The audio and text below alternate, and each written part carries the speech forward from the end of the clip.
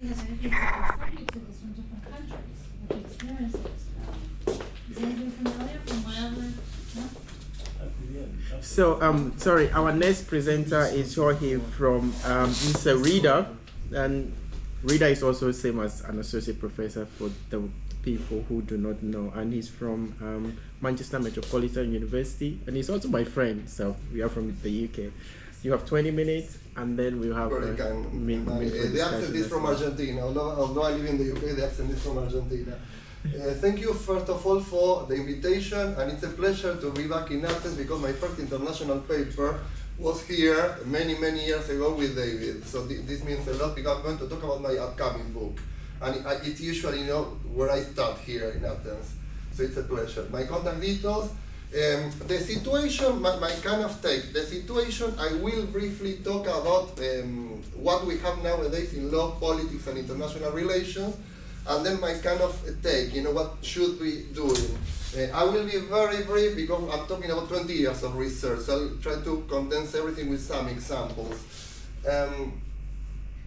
Why sovereignty is important to me? I will refer very briefly in terms of cosmopolitanism, but mainly sovereignty.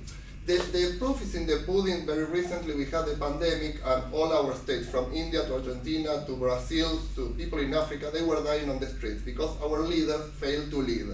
They didn't have a clue how to apply the law. And we didn't have the law. We established yesterday we have law, international law, regional law, we have regional organizations. They were clueless. People were dying on the streets. And that had to do mainly because of the lack of coherent application of our law. My kind of case study has to do with territorial disputes. So what I'm claiming in terms of COVID, I've seen in territorial disputes across the world. I'm not going to go into detail, you may ask questions later, but it has to do with sovereignty in a factual way, in a legal or normative way, or value, axiological way, how I decide you are equal to me, or you are lower than me, or you are a pseudo-state, or you are a slave. I decide that. It's not the concept of sovereignty. So that's why you may see examples such as the Falklands or indigenous rights, because there are different layers of sovereignty, territorially defined or sociologically defined. We will see the same sample, and this is by design. I'm not going to enter into too much detail about this dispute, but this is by design, by the way. I've seen roots. Thank you for your presentation, Kashmir. I've been researching on Kashmir for many years, and this is the first, and I have to say this, the first presentation I hear from that you actually link natural resources, because that is the answer behind the conflict between India and Pakistan. But people tend to assume a nuclear weapon. That's another layer, a nuclear weapon. The conflict has to do with another layer. But you are the first person, and I'm so glad someone so young as well doing that kind of research, and I agree with Areto, because you are the future. I'm already here, but you are the future. So it's so good to see people already having that kind of mindset, because there is much more than simply nuclear weapons. And again, by design, Africa. Before European understanding, what I mean by design, European understanding, people tend to assume the West. I'm part of the West, I'm from Argentina. We were colonies as well.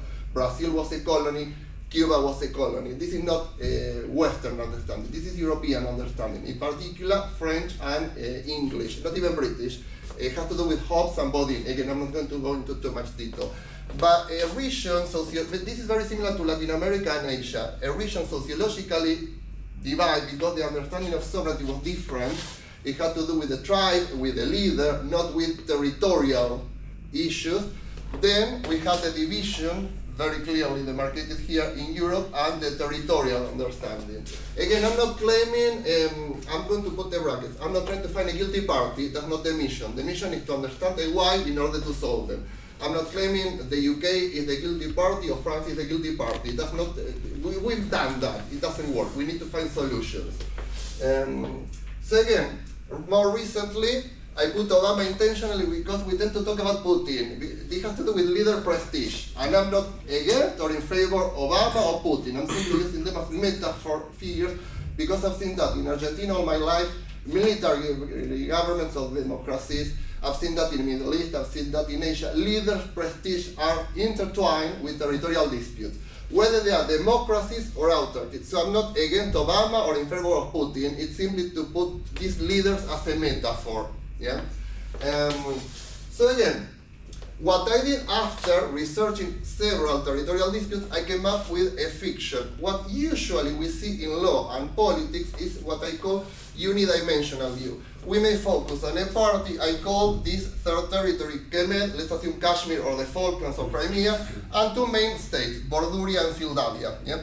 And then we may focus on the territory or religion or territorial size or population and so on. We tend to single out an element or such element. I'm going to come back to this dispute. And this is me as well, my kind of... what does the law, what does political science, what do international relations say? Why I'm using these different disciplines? To try to make a point. We seem to talk about the same issue. We seem to use the same vocabulary when we use different meanings. And I'm not only talking about reception theory. We had this discussion yesterday with Areto and Alex. I'm not simply talking about the meaning of the expression. I'm going deeper. The sociological view behind, the normative view behind. Yeah? We have a menu. Conceptually, the definitions come from public international law, the state. Sovereignty, we don't have a clear-cut definition in law. We tend to go for this one, most high absolute. And some of our current states tend to use that one in order to claim, I'm the sovereign, I can decide. This definition in law, in fact, has limitations. Limitations that enable an enhancement. Because I am limited as a state, I need to enter into agreements. In order for my state, and I say I in order not to hurt people's egos, in order for Argentina to claim I'm stronger than Brazil, or I am sovereign against Brazil, it's simply because I make an axiological judgment, a value judgment. But in reality, the concept of sovereignty does not establish that. There is an equilibrium between the two. It's not a vertical view, it's a horizontal view. That's one of the many dimensions I'm going to talk about. Solutions. We have normative elements across the international arena, the regional arena, and the domestic. I'm simply using examples.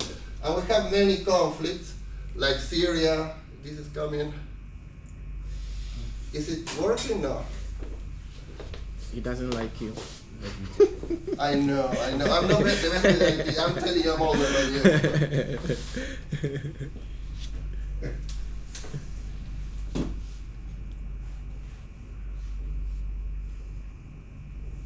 Yeah, there we are.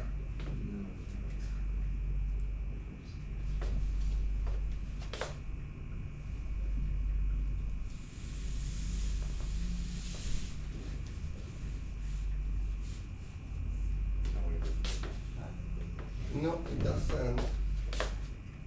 You make sure you take account of the time. What I'm doing is subtracting more time. No, 1 minute. I'm not going to take longer than that. No, it's fine, it's fine. Yeah, there we are.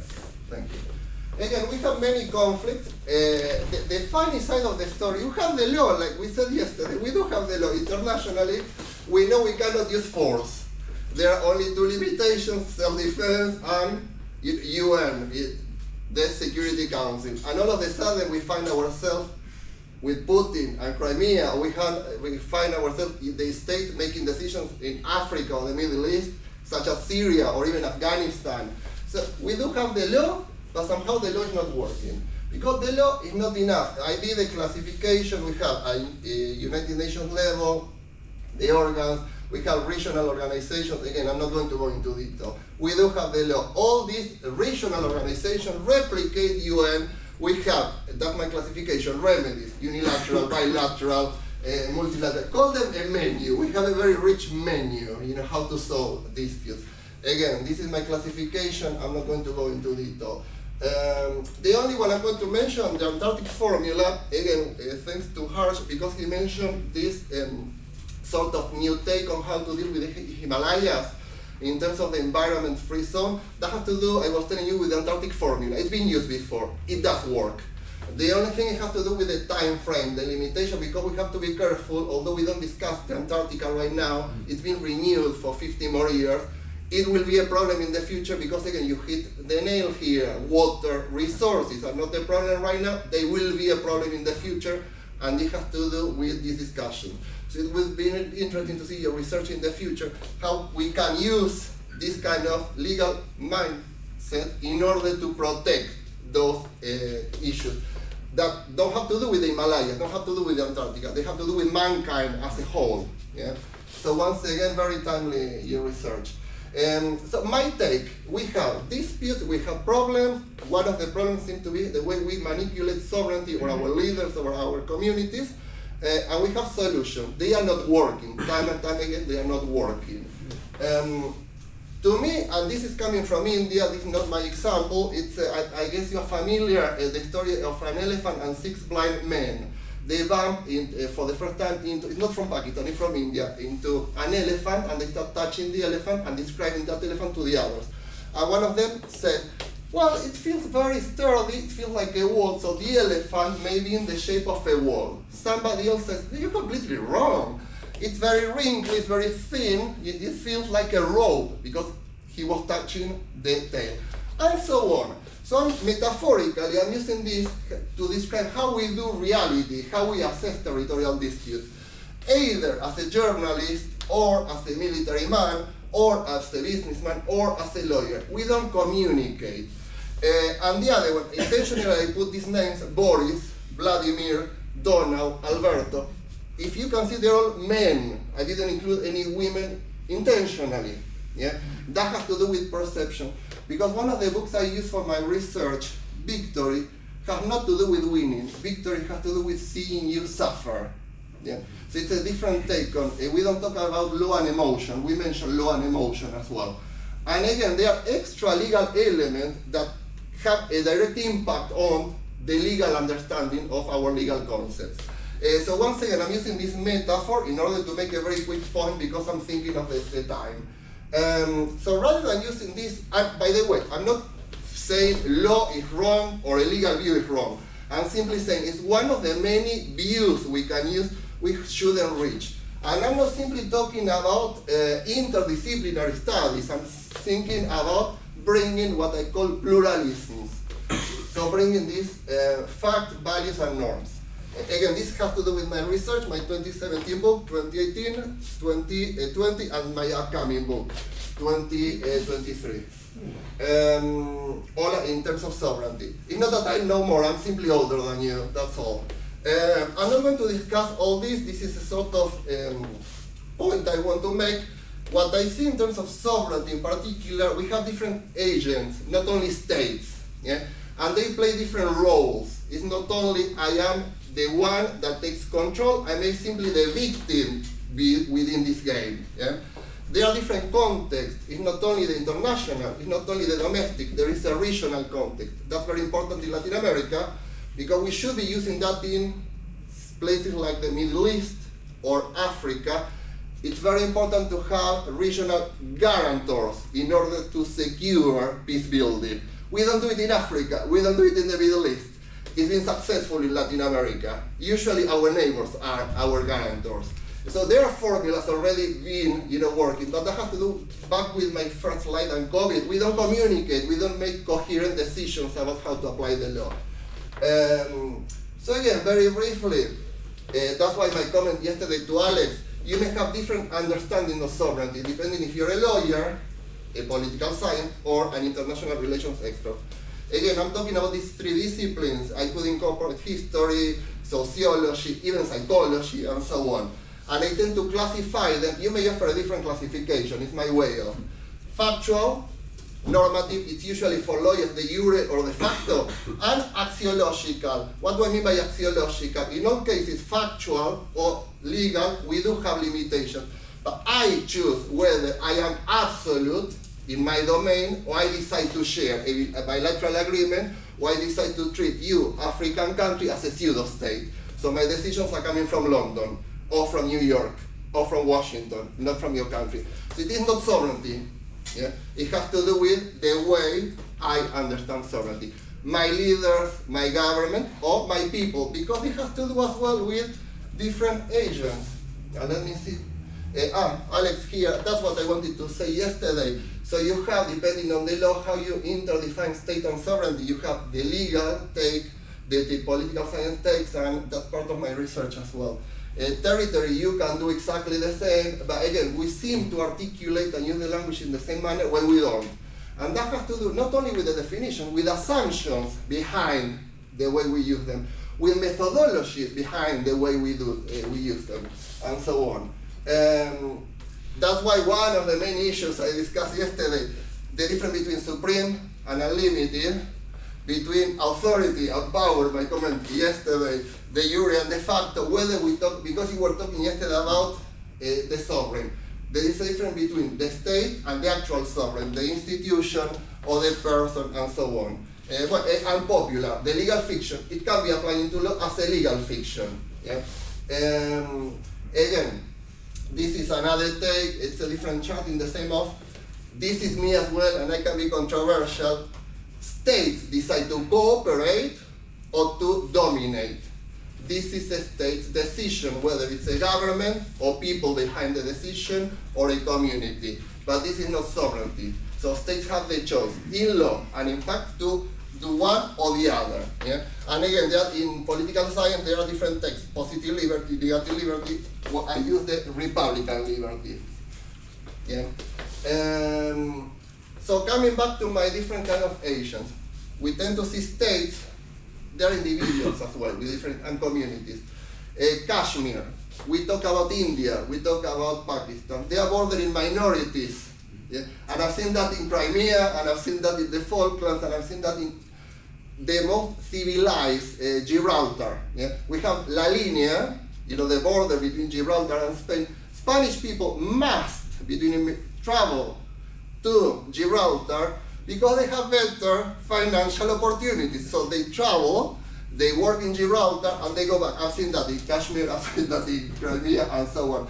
And that has to do with communities. Your question, Anna, about subgroups, defined not territorially but sociologically. Although they may be from Spain, they have more contact with Gibraltarians than Spanish people, because they are thinking of their families and their financial security for their future. Again, being short, I've seen that in places like Kashmir. They have more community, probably with Indians or Pakistanis, but that with their actual nationals, yeah? Because they live within that bordering communities. There is research, not mine, I've used research data published in terms of Kashmir to put an example. Perfect. People in Kashmir don't care about the dispute. They care about resources, unemployment, and very similar to Latin America, corruption. Yeah? They are people, I'm not talking about government, I'm talking about people. So this bordering community living there. Again, just to put a picture or more context, what I mean by individuals, we may have similar interests, we tend to have conflicts of interest. Same with communities. Communities define sociologically in terms of ethnicity, in terms of religion, in terms of sexual orientation, LGBT, yeah, and so on. Communities broadly defined, because we all belong to different communities. I'm not simply Argentinian, yeah? I'm not simply white, I'm not simply a male. We are much more complex than that. Yeah?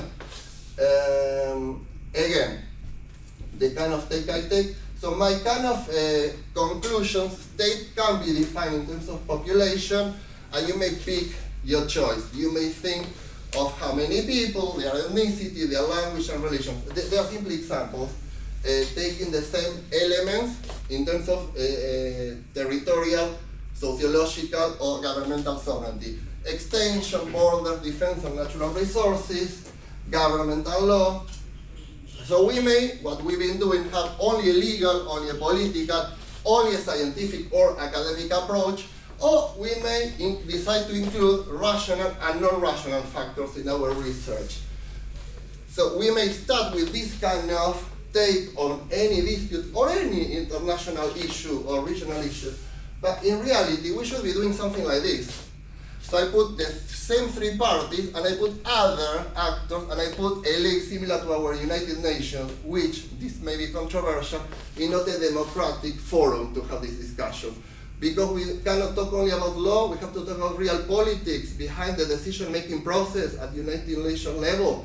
I'm not claiming we shouldn't be using, I'm claiming there is much more to be done in order to secure equal standing at that level.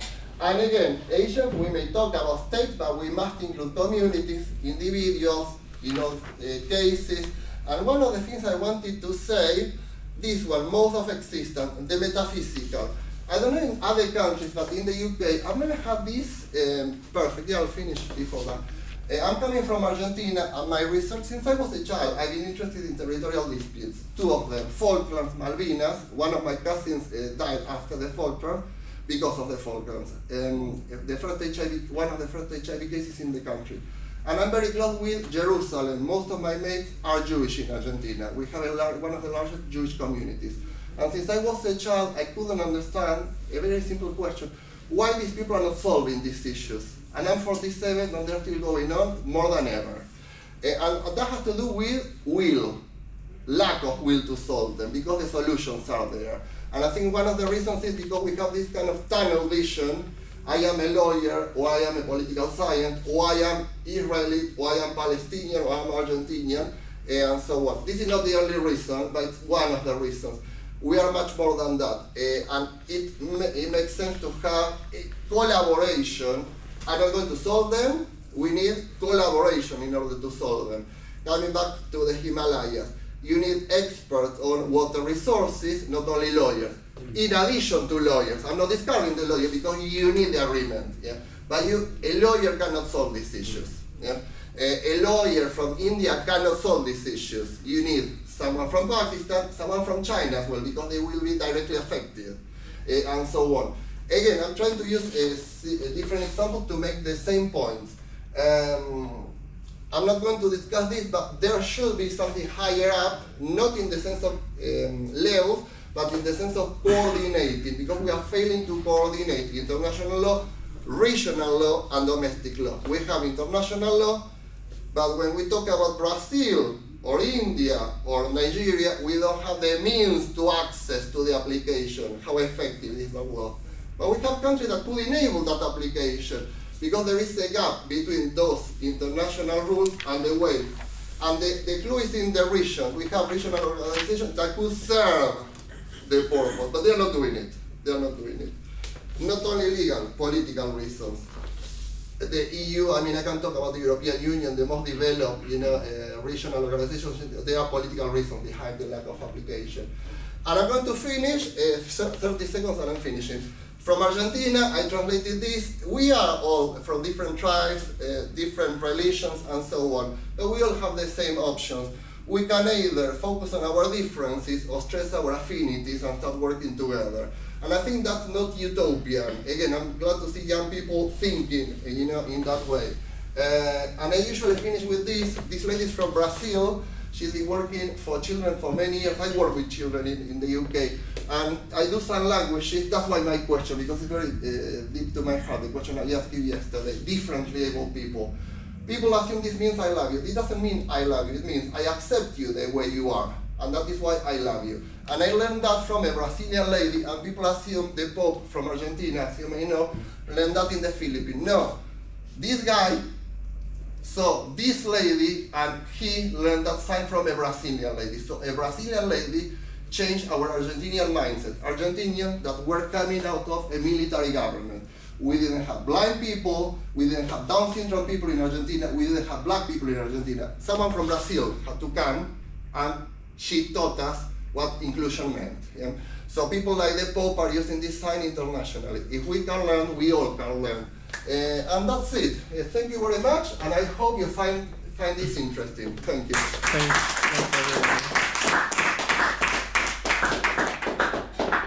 Well done.